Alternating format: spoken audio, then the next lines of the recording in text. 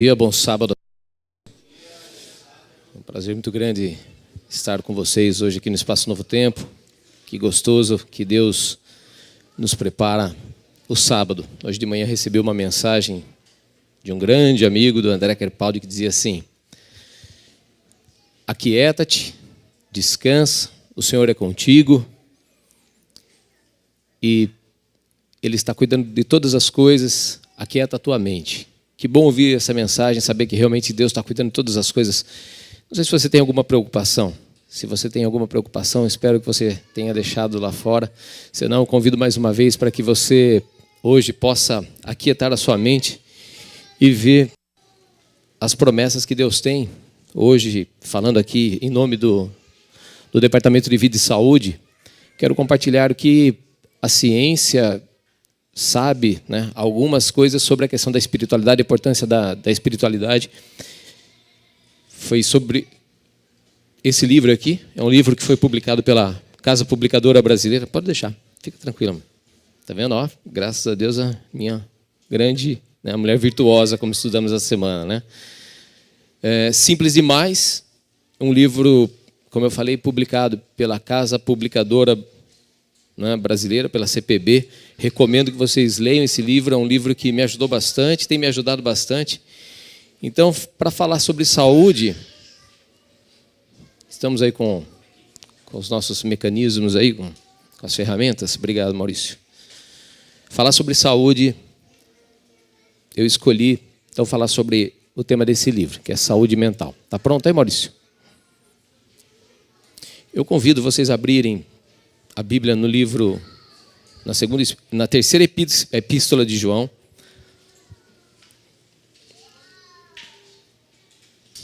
Verso 2.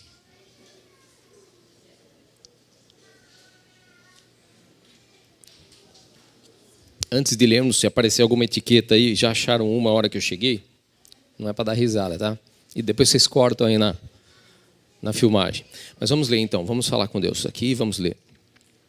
Amado, acima de tudo, faço votos por tua prosperidade e saúde, assim como é próspera a tua alma.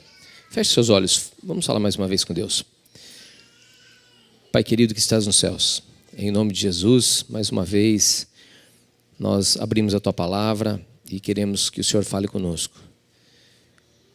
Em nome de Jesus, Pai, nós queremos mais uma vez que o Espírito Santo nos capacite a deixarmos todas as nossas preocupações para o lado de fora, na verdade, confiarmos, Pai. E eu sou testemunha, realmente, que desde 2007, quando realmente resolvi, Senhor, guardar esse dia de sábado, todas as coisas, Pai, o Senhor tem cuidado. Quando nós entregamos nas tuas mãos, o Senhor tem nos ajudado. Então, se alguém aqui está preocupado com algum problema lá fora, Pai, que o Espírito Santo o conforte, como essa mensagem que recebi agora de manhã. O Senhor é contigo. Então, que você, nesse momento, você entregue tudo nas mãos do Senhor, que Ele é contigo. Pai, por isso tudo nós agradecemos e queremos, Pai, que o Senhor nos ajude a termos saúde, saúde física, saúde espiritual e saúde mental. Queremos estar prontos, Pai, para o dia da Tua volta, sermos, Senhor, as pessoas as quais o Senhor nos arrebatará e nos levará ao Teu encontro, Pai. Pedimos e agradecemos em nome e por amor de Jesus. Amém. Como eu falei, então, esse livro, Simples Demais, escrito por Timothy Jennings. Eu até vou contar um pouquinho da história dele. É um modelo bíblico, né? Um modelo bíblico para a cura da mente. Se é um modelo bíblico para a cura da mente, também é um modelo bíblico para que nós possamos preservar a nossa mente. Segundo a OMS, né, Organização Mundial de Saúde, o Brasil é considerado o país mais ansioso e estressado da América Latina. Isso foi publicado no Jornal da USP, agora em junho de 2018. Além disso, no mundo, nos últimos 10 anos, também nessa mesma matéria que saiu nesse jornal, o aumento dos casos de depressão foi de 18,4%.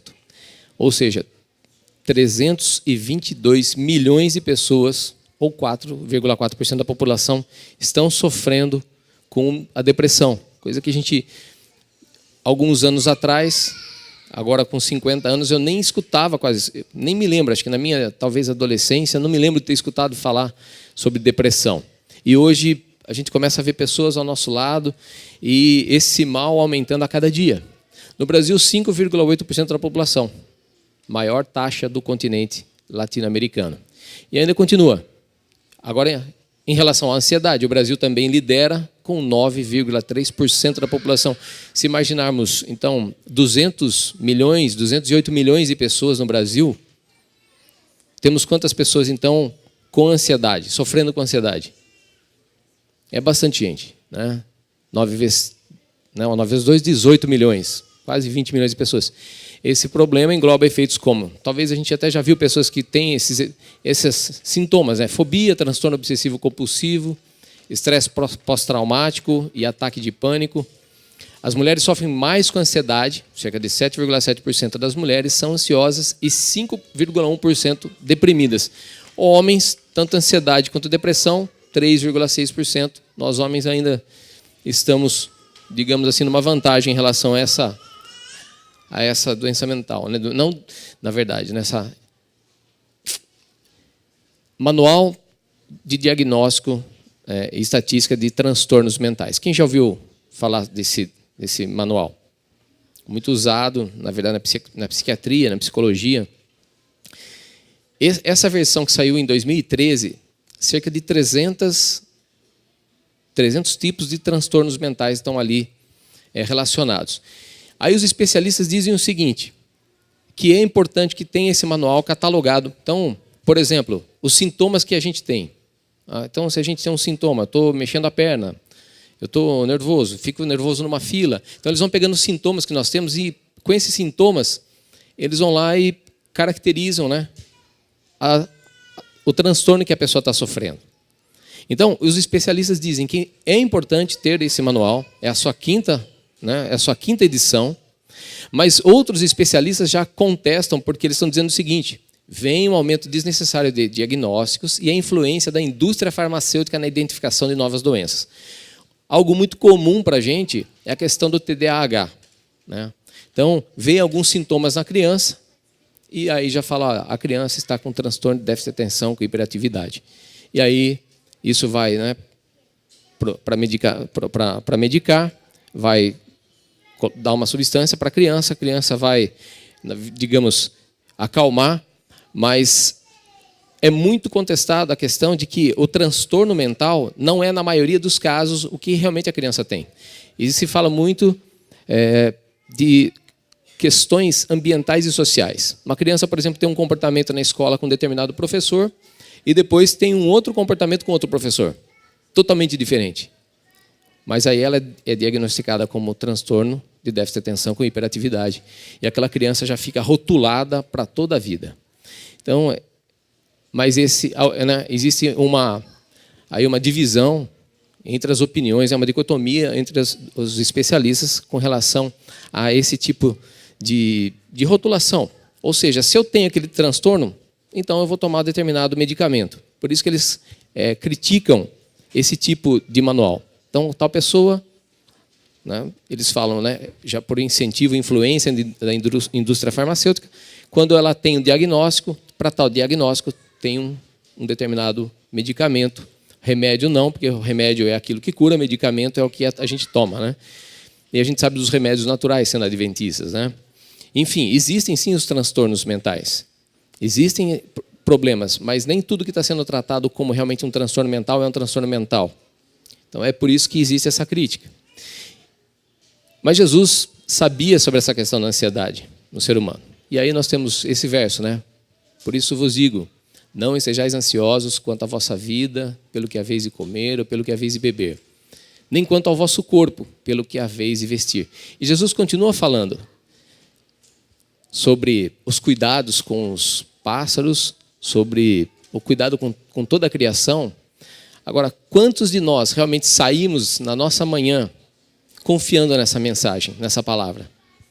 Quantos de nós saímos preocupados, ansiosos, com as coisas que nós temos que fazer, com os nossos planos, com os nossos objetivos, com os nossos sonhos, com os nossos problemas, E esquecemos que isso é uma promessa. Como eu falei, a hora que eu recebi a mensagem, Deus é contigo.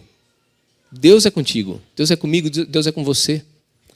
Também estou falando com você que também está nos acompanhando. Será que você tem saído a cada manhã ou durante o dia? Você se lembra dessa promessa?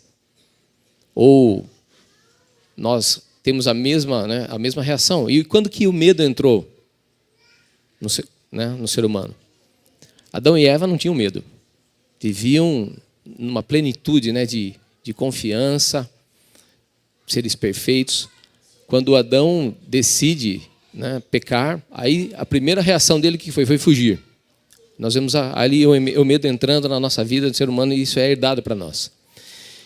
Ele diz, não andem ansiosos, Filipenses, o apóstolo Paulo escreve, por coisa alguma, mas em tudo pela oração e súplicas e com ação de graças apresentem seus pedidos a Deus. Recentemente eu dei um testemunho pessoal aqui. Falei sobre esse verso.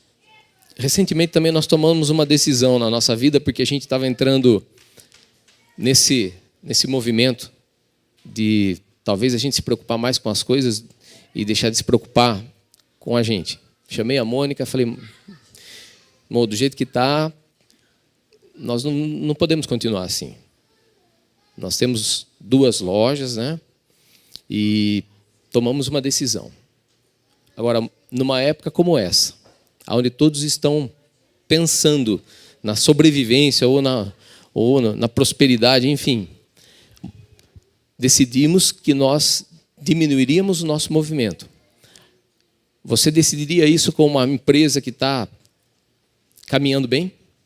E você fala, não, vou diminuir isso, correndo o risco de você diminuir a receita que entra, e você também tem seus compromissos. Tivemos que tomar um passo de fé. E eu vim orando muito e vim realmente sendo testemunha de quanto Jesus estava nos ajudando nos momentos de dificuldade, e pudemos, com fé, em palavras como essa, da Bíblia, tomar essa decisão. E graças a Deus, fazem 2 meses quase que tomamos essa decisão, e nós temos visto assim as coisas, a nossa saúde espiritual, principalmente eu falo por mim, na verdade. Eu falei, Mônica, do jeito que está, vai acontecer alguma coisa. Ou a gente vai adoecer, eu falando por mim, ou eu vou perder a salvação, porque eu estou muito preocupado, e é muito movimento, é muita gente. Enfim, temos que olhar para cima. Temos que realmente escolher quem que a gente adora. Nós tomamos essa decisão. E acreditamos ser a decisão certa, porque Deus fala a nossa consciência, e isso nós vamos conversar sobre a questão da consciência aqui. Então, esse verso, irmãos, eu não sei o que você tem passado, qual o problema que você tem passado. Jesus está falando, não ande ansioso por coisa alguma, mas em tudo pela oração e súplicas e com ações de graças, apresentem seus pedidos a Deus. Você fala com Jesus, é algo maravilhoso, Falei que alguns dias atrás eu comentei sobre esse verso aqui. Toda manhã eu falava Jesus, e eu escrevia, fiz uma lista de problemas que eu estava. E um a um ia se resolvendo, milagrosamente. Eu falava Jesus, chegava no final do dia e eu estava em paz. Quando realmente a gente se passa a confiar nas palavras de Deus, ainda que estejamos no meio de grande tribulação, a gente pode experimentar a tão desejada paz. Amém? Mas Timothy Jennings, então ele escreve esse livro Simples Demais, Inclusive o título original talvez, pode isso ser simples assim, E ele postula então uma teoria sobre o funcionamento da mente, mais simples do que as teorias que ele já conhecia, ele sendo um psiquiatra, e ele começa então a usar junto com a psiquiatria o cristianismo, a fé. E ele relata alguns fatos. Não vai dar para falar sobre o livro todo aqui. Tem muita coisa boa nesse livro, é muito maravilhoso, muito testemunho. E o sucesso da terapia quando ele passa a aplicar o cristianismo na vida das pessoas. Então ele começa falando sobre uma mulher, Ela mudou sua vida. Ele conta um caso quando ele estava ainda na residência, uma mulher de 47 anos que chega totalmente transtornada, é uma mulher que não tinha mais esperança, uma mulher que tinha muitos surtos psicóticos, e chega na mão dele, e ele ainda inexperiente, começa a ouvir, e ele passa a conhecer essa mulher, e ele estava sob supervisão. Então, aqueles que realmente faziam supervisão para ele falam que ele não poderia só tratá-la com questões espirituais. A história dessa mulher é que quando ela era criança, ela era filha de um casal escocês na Escócia. Esse casal era um casal muito cristão, e fala que ela deveria confiar em Deus e também confiar no padre da paróquia. Essa menina passa então a ser molestada por muitos anos da vida dela. E aí a gente já sabe o que é o destino de uma pessoa quando realmente sofre esse tipo de violência. Ela não tinha confiança em ninguém mais. E esse padre era tido como sendo o representante de Deus para ela aqui na Terra. Imagine o que ela imaginava de Deus, se o representante de Deus fez o que fez com ela. Então, ele passa a cuidar dessa mulher de uma forma diferente. Mas quando ele viu no começo da sua carreira que ele ficou totalmente impotente, não tinha como resolver, não tinha o que falar, ele não tinha, né, um repertório para poder cuidar dessa mulher, ele decide então procurar, além da psiquiatria, sendo um cristão, outros meios para que pudesse realmente essa mulher receber a cura. E através da vida dela foi a inspiração para que ele passasse cada vez a pesquisar mais e a obter sucesso com muitas outras pessoas e escrever esse livro que a gente está, né, falando sobre ele hoje aqui. Então, o poder da crença é um dos conceitos que ele vai postular. Como funciona a nossa mente? Ele vai falar sobre o poder da crença. Ele vai falar que nosso cérebro, nossa mente, na verdade, ela é formada pelo hardware e o software. Tem gente que é da área de informática que conhece, saberia definir bem aqui, né? O hardware seria toda a parte mecânica, não mecânica, toda a parte física, né, Paulinho? Toda a parte física, ou seja, placas, enfim, memória, tudo aquilo físico do computador. E o software é o sistema operacional. Nossa mente, então, depende que esses dois itens estejam, digamos, em perfeitas condições para que a mente funcione bem.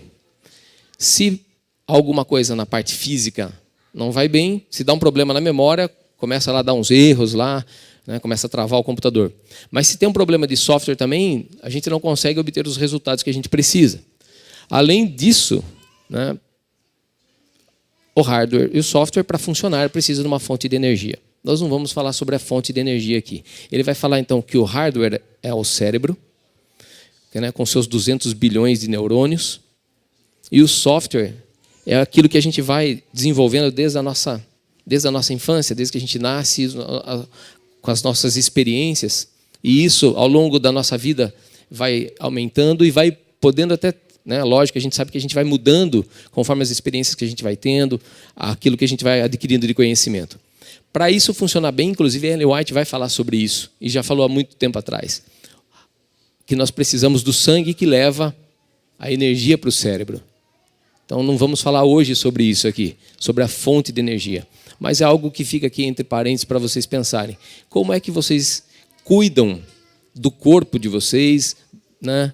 Nós cuidamos do nosso corpo, aquilo que nós nos alimentamos, para que a fonte de energia seja uma fonte boa também para o hardware e para o software, né? Para o nosso cérebro, para a nossa mente.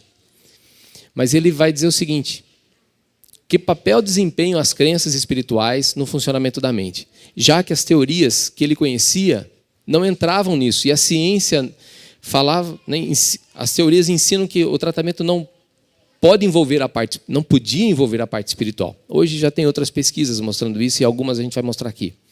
Então essa que é a pergunta dele. Que papel, já que eu tenho a questão do hardware, tenho o software, tenho a fonte de energia, e tem a questão de espiritualidade, que também, de alguma forma, ele percebia que impactava no funcionamento da mente. Então ele começa então a pesquisar. E ele vai falar sobre então esse primeiro conceito que ele passa a desenvolver, que é o poder da crença sobre a nossa mente. Aquilo que a gente acredita influencia no funcionamento, no bom funcionamento da nossa mente. Uma das coisas que ele vai utilizar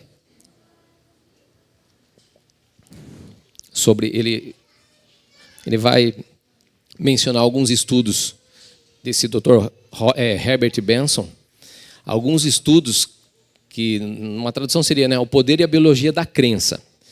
Mas esse livro vai falar sobre o poder da crença e a influência no aspecto biológico, no aspecto físico, não no aspecto mental. Mas ele vai contar alguns casos aqui que são mencionados nesse livro. Então, um dos casos que ele conta, ele vai falar sobre as náuseas e ataques de asma. Então, nesse livro aqui, ele lê o livro e ele vai mencionar, nesse Simples Demais, casos, por exemplo, de náusea. Mulheres na gravidez. Normal as mulheres terem náusea, né? Então, pesquisadores pegam as mulheres, colocam um sensor dentro do estômago, no momento da náusea, que media a contração estomacal. E eles, quando elas sentiam náusea, eles davam uma substância para elas tomarem. E 100% das mulheres, depois de tomarem essa substância, tinham sentido melhora, tinha parado a náusea. Só que a grande questão é que a substância que tinha sido administrada para essas mulheres era uma substância que provocava o vômito. Só que elas estavam tomando aquela substância que provocava vômito e havia sido falado para elas que aquilo era para curar a náusea. Ou seja, ele começa, então, a mostrar que, sim, a nossa mente, né, tem um poder muito grande a ponto de eu tomar uma substância que vai me provocar o vômito e ainda isso curar, pelo poder da mente, a náusea que ela estava sentindo, quando iria potencializar numa situação normal. Olha, vou te dar uma substância que vai potencializar a sua náusea, você vai vomitar. Lógico que a gente iria vomitar, né? Então, e ele vai citando outros casos. Um outro caso que ele cita é 2 grupos de pessoas com asma. Esses 2 grupos, os 2 receberam, na verdade, água. E um falou que tinha sido administrado uma substância que ela faria vasoconstritora, né? Então, eles sentiram asma. E a outra, vasodilatadora. Aí eles sentiram a melhora na asma. E quando, na verdade, era a água destilada que eles estavam recebendo. Então, ou seja, outro caso, e ele vai citar mais casos. Também cura de angina, com veneno de cobra, cirurgia que não produzia efeito nenhum. Enfim, ele vai mostrar vários casos nesse livro, mostrando o poder da crença, né, influenciando no aspecto biológico. Cura de enfermidades, ele vai falar que mais de 60% das doenças nesse livro anterior aí são curadas somente com o poder da mente. Então, Timothy Jennings, lendo esse livro, fala assim, não, então, se a mente influencia no corpo, se a crença influencia, né, para curar o corpo, quanto que a crença que as pessoas têm sobre alguma coisa, sobre aquilo que elas adoram, pode também influenciar na mente. Então, ele começa a fazer as suas pesquisas, então. Tempestade no deserto. Quem já viu falar essa palavra aí? Essa frase? Tempestade no deserto. Acho que a maioria aqui não conhece, né? Vocês não lembram disso? Isso foi em 1990. Eu me lembro que quando eu escutei essa frase aí na época, foi no ano que eu casei. Eu falei, nossa, eu demorei tanto tempo para me casar com a Mônica. E a gente temia muito a Guerra Mundial, né? A Terceira Guerra Mundial. Em 1990 a gente tinha casado. Eu me lembro, falei, nossa, agora que eu casei vai acabar o mundo. Porque assim, a gente temia muito, né? E os Estados Unidos, na verdade, o Iraque tinha invadido o Kuwait. E os Estados Unidos então falou, agora se vocês não se retirarem daí, nós vamos invadir para que pudessem vencer as tropas de Saddam Hussein. Eles esperavam 80 mil baixas naquela época. Então, esse tanque, né, esse carro blindado aí, né, na verdade a gente chama de tanque de guerra aqui no vocabulário popular, mas esse veículo militar era um dos veículos mais poderosos que existiam no mundo, a A1M1.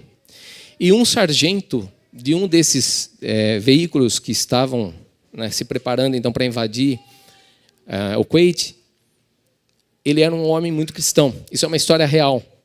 Já é um caso de tratamento, de terapia do Dr. Jennings. Então, esse sargento, com a sua tropa, iria com um carro desse participar dessa invasão. Sendo um homem muito cristão, conhecido no seu grupamento como homem de Deus, ele ora a Deus e pega um óleo e unge todo o veículo. Eu fico até emocionado. Todo o veículo ele faz cruz em volta desse veículo. E antes deles saírem para o combate, o rádio do comandante começa a falhar e parou. E o comandante fala, então, Jones, sargento Jones, você vai me dar o seu rádio, porque eu não vou ficar sem o rádio. E ele tenta relutar, e o comandante fala, não, você vai ter que ficar sem o seu rádio, porque eu vou ficar com o rádio, eu que sou o comandante, eu vou precisar comandar a tropa, né, toda a invasão, e eu não posso ficar sem o rádio. E aí, quando eles vão para o combate, também teve um problema dentro desse veículo dele, do sargento Jones. Eles perderam aquele equipamento de visão noturna, então eles iam ficar cegos e surdos na batalha. E é bem emocionante, porque ele sai para a batalha, muitos veículos explodem ao lado dele. Esse homem sai vivo com o grupamento que estava com ele, depois da batalha. Mas eles escutavam vozes de pessoas que estavam morrendo ao lado, helicópteros, né, e outros dando tiros de morteiros, veículos explodindo, e eles saem vivos dessa batalha. E passando alguns anos, esse homem passa a sofrer, então, algumas coisas, né?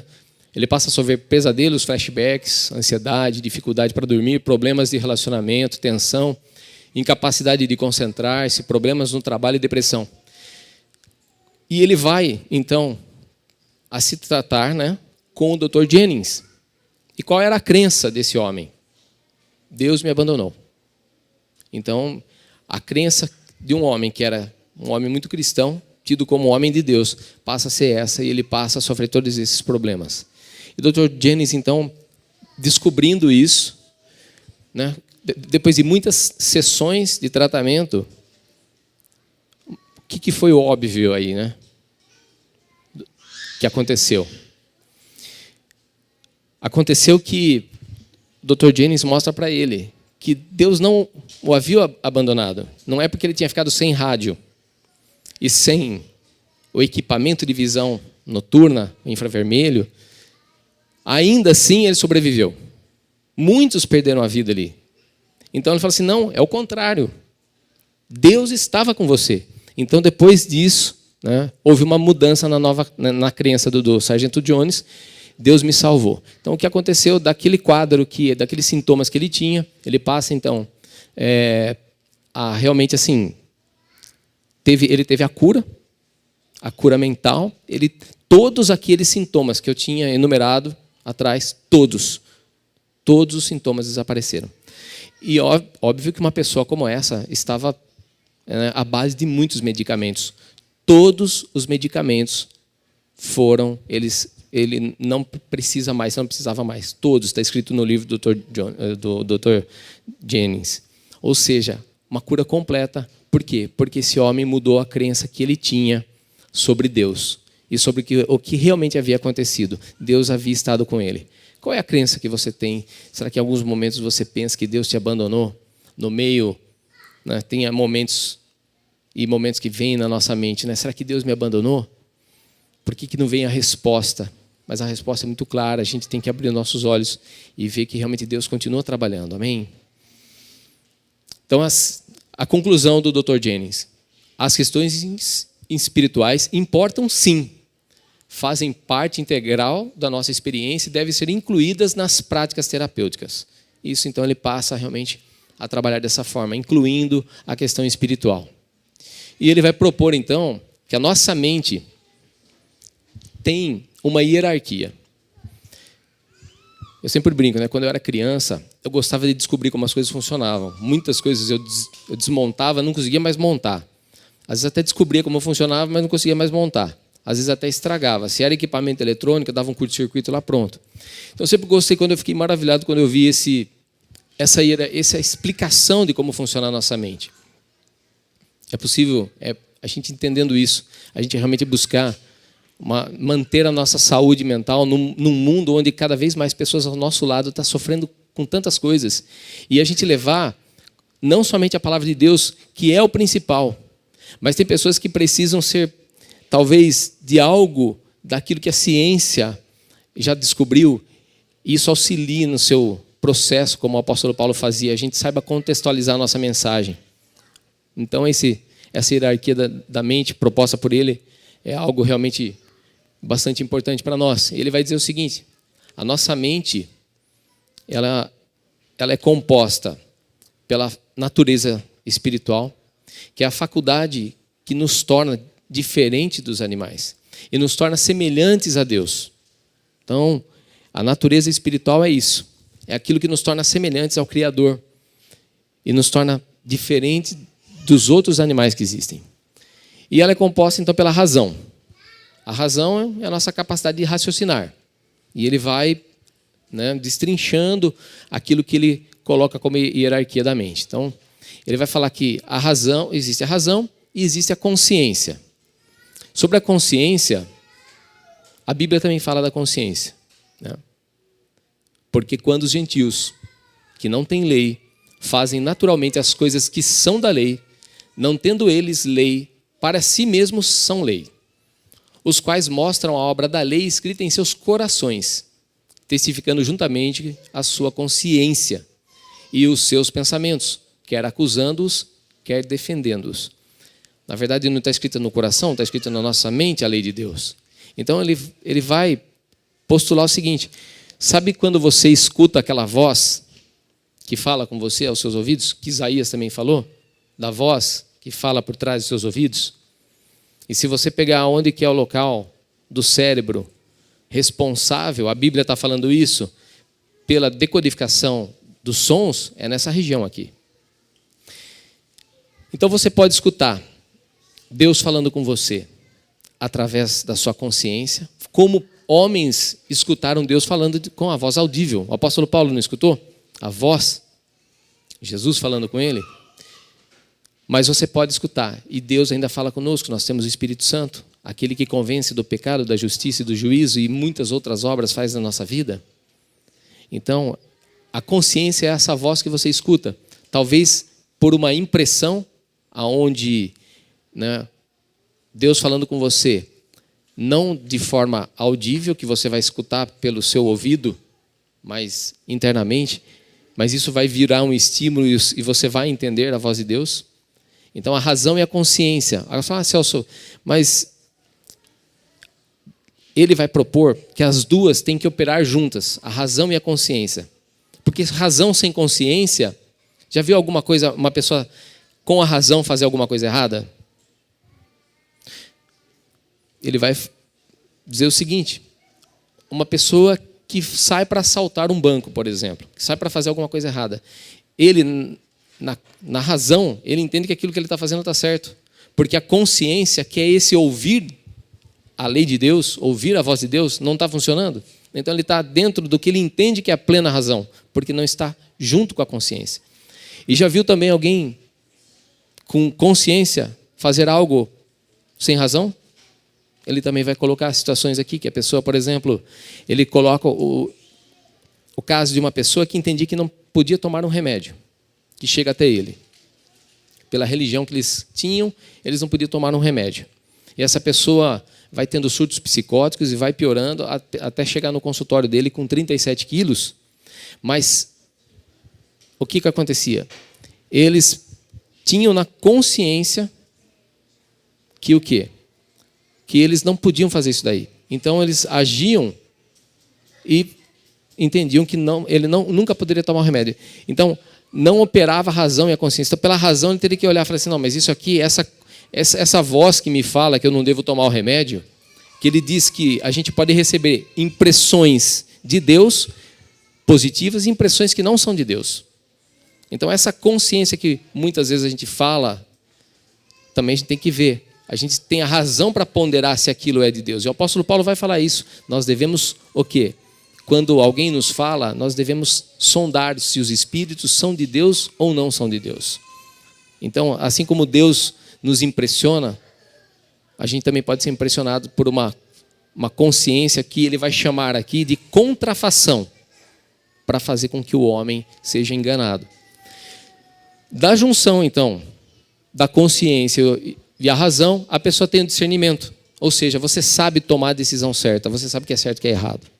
E ele vai falando sobre a adoração. Então, a mente tem essa natureza espiritual, composta pela razão, pela consciência e pela adoração.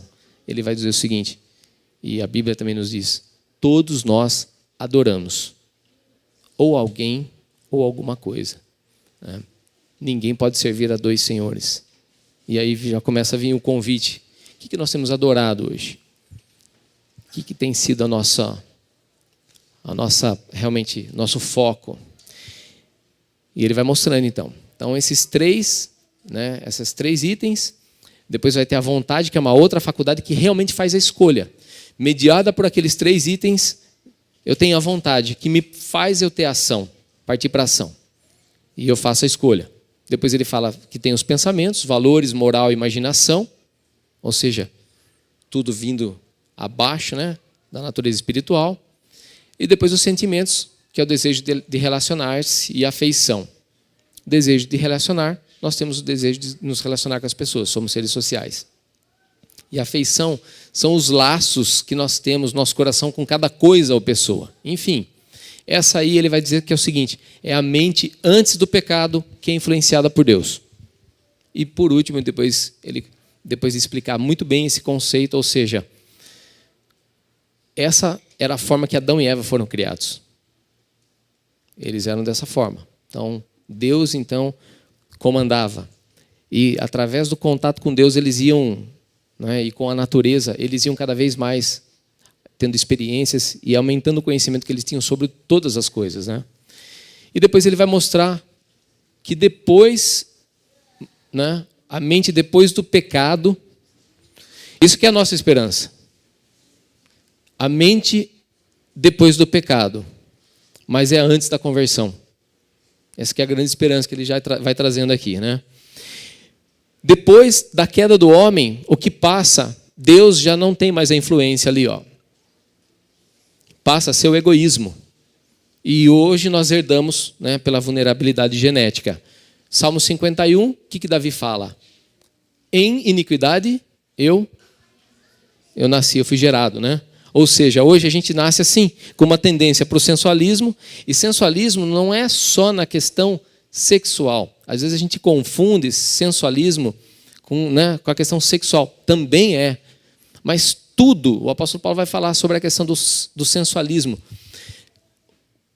O sensualismo tem a ver com sentir, com sensação.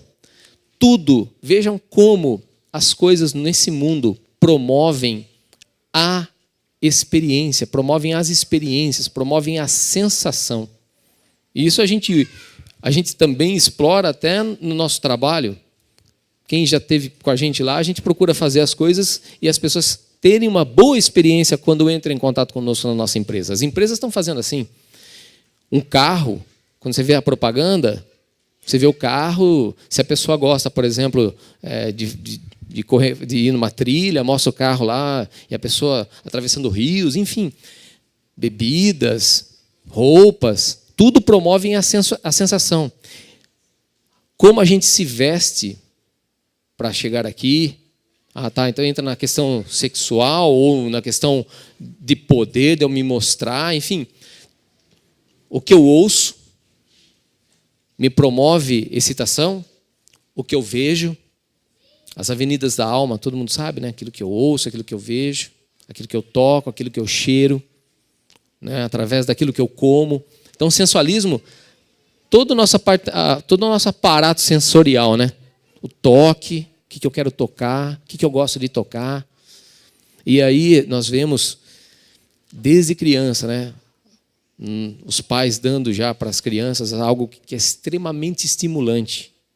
Aí a criança vai crescer, e isso tem pesquisas, vocês podem pesquisar, que vocês vão encontrar literatura falando disso.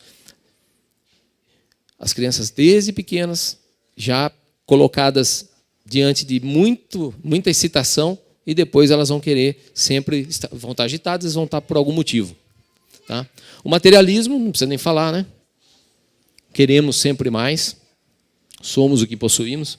E o egotismo é aquele desejo de eu passar por cima do outro, porque eu sou mais importante que o outro. Tudo isso, então, o egoísmo passa o quê? Ao invés da minha vontade, né, das minhas escolhas, das minhas ações serem direcionadas por Deus e pela minha consciência, a partir de agora passou a ser assim. É assim que o ser humano, que ele vai definir, que o egoísmo tomou conta da minha vida e da sua vida. Mas a grande esperança, né, que nós temos é isso, né? Mente depois do pecado e antes da conversão. Quando nós, como o apóstolo Paulo diz, né? Alguns dizem que o apóstolo Paulo estava falando dele mesmo, ou da situação do homem, lá em Romanos, antes de conhecer a Cristo, né? Aquilo que eu quero fazer, eu não faço. Né? E depois em Gálatas ele vai dizer o seguinte: agora não sou mais eu quem vivo, mas Cristo vive em mim. Temos esperança, então. A pergunta é: você adora quem ou o quê? E aí vem o texto: porque onde estiver o vosso tesouro, aí estará também o vosso coração. A candeia do corpo são os olhos. E isso ele vai chamar aqui de consciência. Ele vai citar esse verso de Mateus como sendo a consciência. A candeia do corpo são os olhos, de sorte que se os teus olhos forem bons, todo o teu corpo terá luz. Se porém os teus olhos forem maus, o teu corpo será tenebroso. Se portanto a luz que há em ti são trevas, quão grandes serão tais trevas? Ninguém pode servir a dois senhores, porque há de odiar um e amar o outro, ou se dedicará a um e desprezará o outro. Não podeis servir a Deus e a Mamon. Falamos da ansiedade. Aí Jesus, depois que Jesus fala tudo isso, ele diz o seguinte: por isso vos digo, não andeis cuidadosos, ansiosos quanto à vossa vida, pelo que haveis de comer ou pelo que haveis de beber, nem quanto ao vosso corpo, pelo que haveis de vestir. Não é a vida mais que o mantimento e o corpo mais que o vestuário? Quantos de nós estamos passando por ansiedade, momentos de ansiedade, por causa que, no fundo, o Deus que nós professamos servir não é esse Deus que nós estamos servindo? Então, a reflexão, como ele vai dizer aqui, e como a gente sabe, existem vários tipos, né, de transtornos, e pode sim ter algum problema no hardware, de repente alguém, e precise do medicamento. Ele não vai falar sobre não ter o medicamento. Mas a questão, nós como cristãos, como adventistas do sétimo dia, que Deus nós temos adorado? Como é que tem sido a nossa vida? Temos vivido com essa ansiedade? Ou temos realmente buscado servir a Deus? Como é que tem sido sua mente? Sua mente está quieta, tranquila? Lembre-se que quando, lá em 1 Reis, quando Deus, né, aparece, ele não aparece no meio do fogo, da rocha, enfim, ele vai, é no silêncio. É no silêncio. Quem nós temos servido? E o inimigo né, faz com que todas as coisas, né, sejam excitação, tirem a nossa atenção da adoração. O convite é dessa manhã, para que não somente você cuide da sua saúde mental, mas também possamos ser instrumentos de levar essa mensagem que nós temos, a mensagem de esperança e as mensagens da palavra de Deus para pessoas que sofrem. E ele vai falar sobre outras coisas que eu não estou mencionando aqui. Ferramentas que a Bíblia vai falar sobre o perdão, aceitar o perdão, sobre dar o perdão, muitas outras coisas. Eu só comecei a falar sobre o livro. Mas é importante que nós estejamos atentos, porque está muito fácil, a gente está vendo muitas pessoas realmente sofrendo com os problemas, né, com a questão mental. Aí eles se tornem semelhantes aos que os fazem, assim como todos os que nele confiam. Israel confia no Senhor, ele é o seu auxílio e o seu escudo. O livro de Romanos vai mostrar que nós acabamos sendo entregues por Deus para servir a esse Deus que nos adoramos. Em Salmos fala que nós ficamos como esses deuses, quando adoramos deuses que são deuses que não enxergam, não falam, não podem se socorrer. Nós acabamos ficando alienados como esses deuses. E aquele homem, na verdade, né, estava cego e achou que estava surdo, mas Deus estava com ele porque ele era um verdadeiro adorador. Que você possa realmente meditar nas palavras de Deus e se preocupar com a mente com a sua própria mente, com cuidado da sua mente, que é através dela que você vai ter o seu contato com Deus, e da sua família e de outras pessoas. Esse, na verdade, é a mensagem do Departamento Vida e Saúde.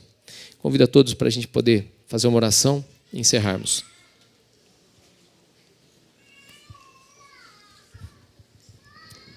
Pai, em nome de Jesus, estamos diante do Senhor mais uma vez.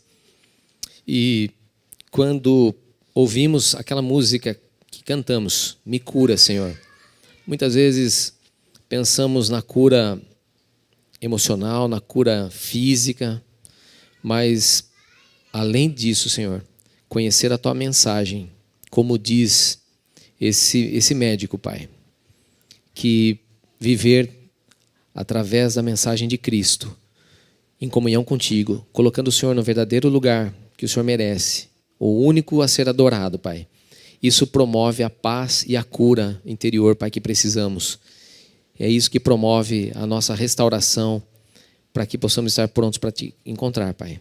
Em nome de Jesus, cada um aqui, e talvez esses que nos assistem, esses amigos que estão nos assistindo hoje, se tem sofrido com um problema de depressão, problema de ansiedade, problema de estresse, em nome de Jesus, Pai, nós queremos pedir, Pai, que o Espírito Santo conforte essas pessoas, que também, Senhor, no aspecto espiritual, eles permitam, Pai, ainda que se algum caso existe algo além da questão espiritual, mas que no aspecto espiritual, Pai, o Senhor já comece a operar nessas vidas, Pai, nas nossas vidas, que quando confiamos em Ti, nas Tuas promessas, podemos realmente experimentar a paz e viver sem essa ansiedade que tem tomado conta de todo esse mundo, Pai. Tudo isso nós pedimos e agradecemos em nome e por amor de Jesus. Amém.